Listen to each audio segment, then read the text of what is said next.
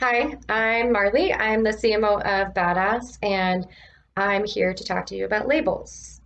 So, labels are what we use to organize things and store them away in boxes to make our lives a lot less cluttered. And that's really great when it comes to stuff like pens or makeup or baseball cards, but not so great when you're talking about people. In fact, I think that labels on people can be really harmful. And at the very least, I think that it hinders our ability to really hear each other and get to know each other on an individual level. So today I'm going to be choosing a label to drop, and that label is dramatic. So I think we've all heard the term dramatic, and maybe we've all been told that we've either been being dramatic or we're being over dramatic about something in our lives. I know that I heard that a lot, mostly because I'm a very emotional person and I've always been a pretty open person about explaining how I feel about things. So I've always heard that I was being dramatic, and that's caused a lot of problems for me in my life.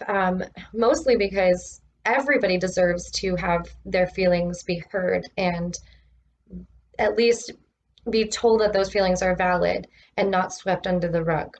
Um, it also is problematic because it's almost like the little boy who cried wolf story that we've heard growing up. Where as soon as you slap that label of dramatic on a person, it becomes really, really difficult for other people to believe them when they're going through something that's truly traumatic. They've been known as this person who's over dramatic all the time, and so it's really hard to believe what they're going through and what they're saying is happening. So I think that's really dangerous when it comes to people going through really serious things. And I don't know a single human in my life that I've ever met who has never been through something where they truly did need help at some point in their lives. But additionally, it normalizes problematic behavior. And I think that this gets taken advantage of a lot.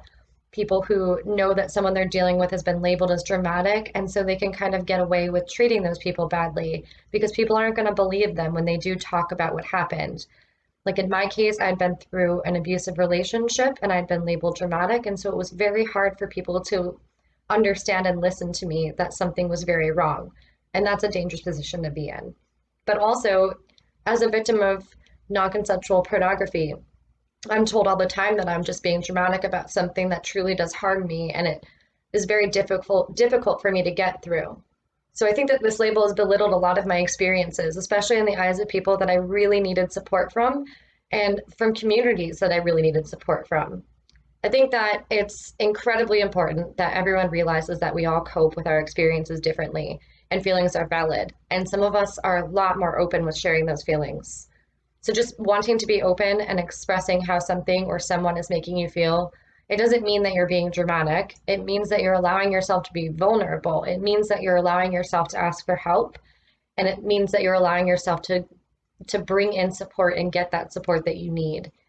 So if you want to call me something, why don't you just call me badass? Because honestly, expressing yourself and being brave enough to tell your story does not make you dramatic. It makes you a badass. If there's a label in your life that you want to get rid of, that you want to drop, why don't you join me and all the others in this movement by creating your video for droplabels.org.